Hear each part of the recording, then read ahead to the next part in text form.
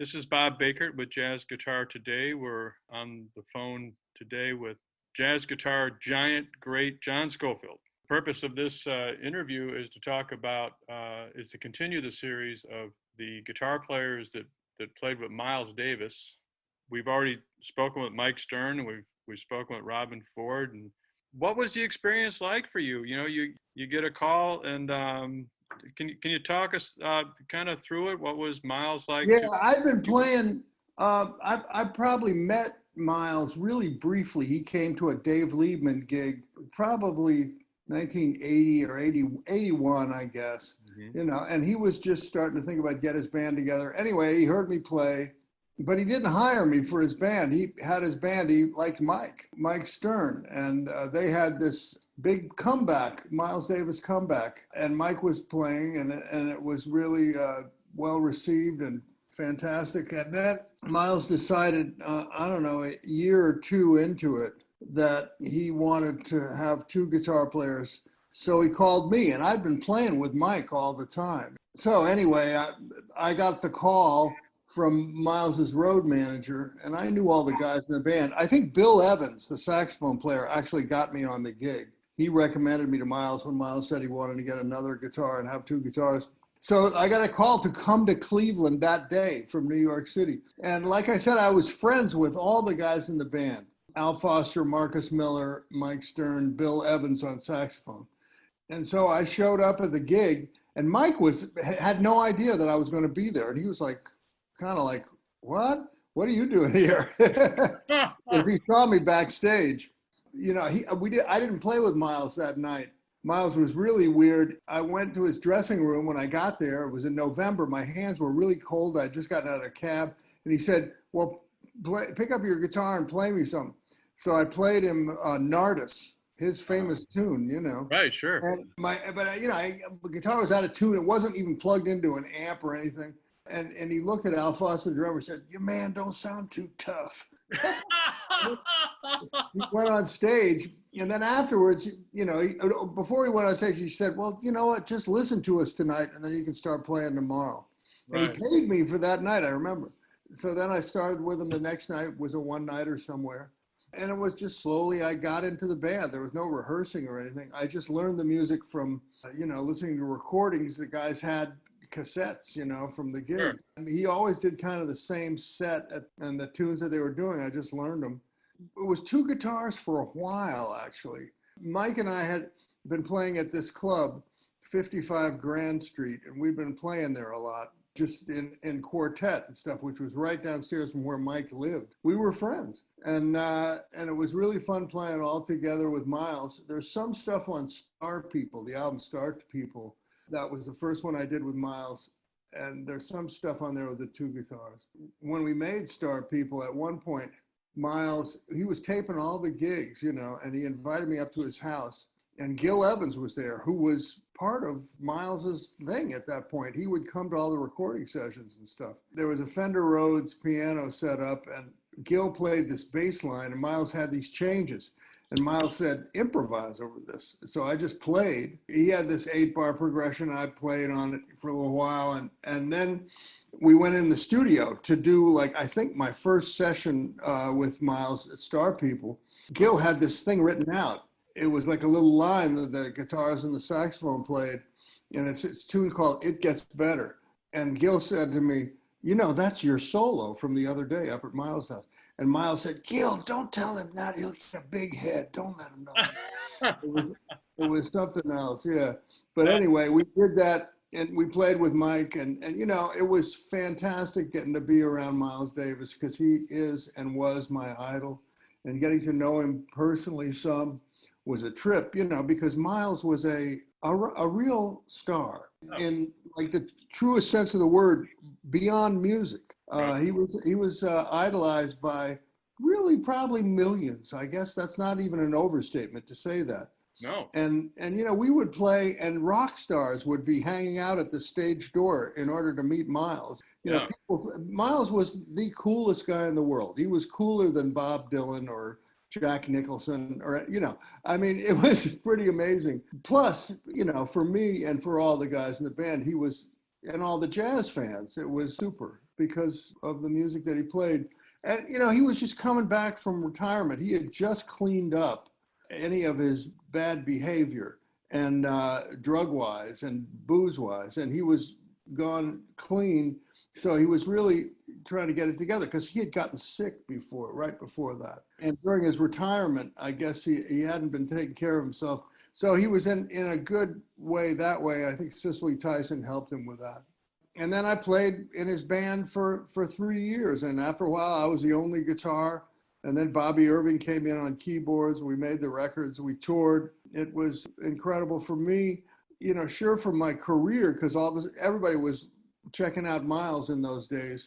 And if you were in his band, you got your reputation went up a couple of notches. All of a sudden people wanted to hire me for other stuff, and I could do my own records at that point. That's when I started doing my records for Gramavision, Electric Outlet, and Blue Matter, and Still Warm and stuff, and all that. That was great. But you know what? Getting to hang and learn from somebody like Miles, historically, I've always been so interested in the music and jazz and his take on it, and he knew I was interested in it, and just his things he would tell you, little things, incredible.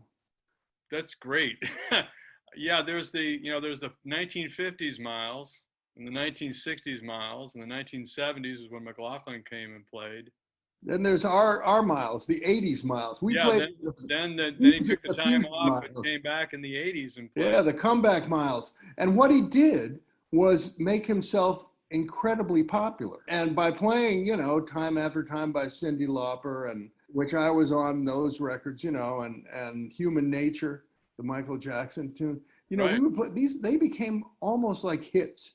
And he was the highest paid guy on the jazz circuit, and we would play all over the world. And when you played in Tokyo or in Europe, it was a big deal, as well as New York. Yes. It was the biggest thing then in the 80s. There's nobody like him now. He had already done the greatest music, and he wanted to be really famous, and he did it. Yeah, I mean, to be a pop star. He was like a pop star.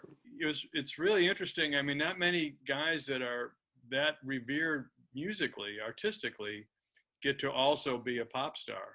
Yeah.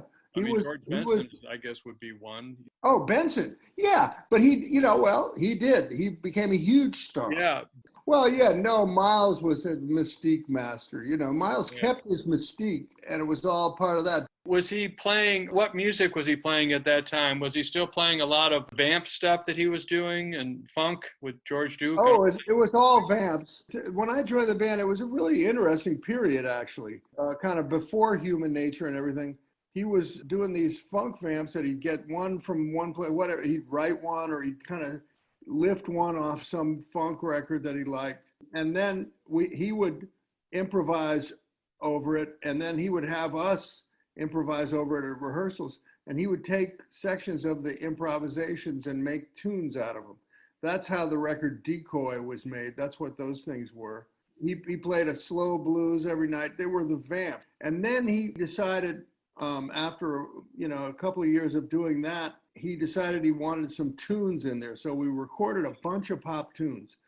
Only Human Nature and Time After Time, the Cyndi Lauper tune, only a couple of them made it on record, but we recorded like 7 of them or something. And then those came out and they were popular. They kind of crossed him over. He'd already been crossed over anyway. Sure. It was Miles. And then then it changed when Marcus Miller started to write with the Tutu record. That was right when I had split.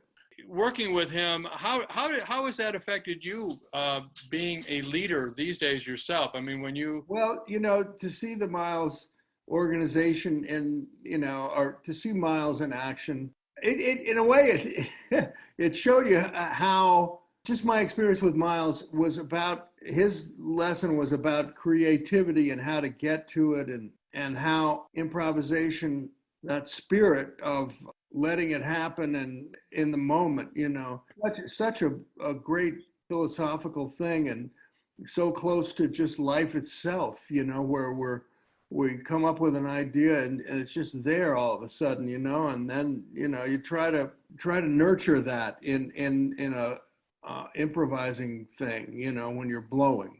And he was so into that. That was great.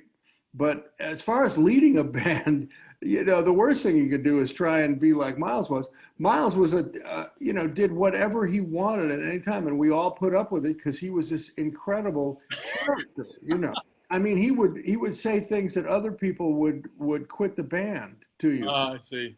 And then come around the next day and compliment you so much that you forgave him. You know, those things, you don't want to be like that.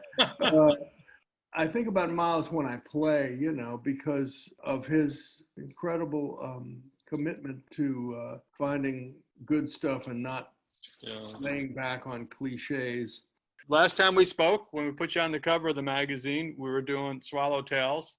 What are you working on now? Oh, you know, not much because it's COVID. It's slowed me down. I need a project, you know.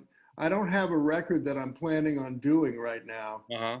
So I'm just thinking of different stuff. I have been working on solo guitar playing with my loops, you know, where I make the loops on the fly. They're not pre-recorded loops at this point. Right. The one I have, the Boomerang, you know, that doesn't remember loops. I play solo guitar and I've been working on that for a while. Other than that, I've been writing a few little tunes, seeing what's going to happen, you know. Well, listen, I can't tell you, it's always appreciated and it's an honor to talk with you. Oh, get out of here. Thank you so much. Really admire your playing so much. And, you know, everybody I talk to, John, everybody I talk to, you're in the top 5 of everybody's list, you know. Oh, man, that's unbelievable. Some guys you're 1, some guys you're 2, you know, some guys, I don't think you kissed them behind the ear enough so you're 5. But so I'm like number 7. No, I don't have any 7s. A lot of times I'm number 59. I don't have any 59. Sometimes I'm number 344. No, I haven't got any of those guys either. I got all these, everybody puts you in their top 5, you know. It's God bless. I think we know the same kind of guys, man. That's must who be. we hang out with. Talking about our generation, you know what I'm saying? God, we're yeah. Oh, yeah. Buddy. Listen, man, thank you so much. Yeah, bro. Really appreciate it. Always great talking to you, and good luck with all your stuff. Okay, thank you. Have a wonderful day, John. Yeah, we'll stay in touch, Bob. All right, bye-bye. Thank you. Bye. Bye.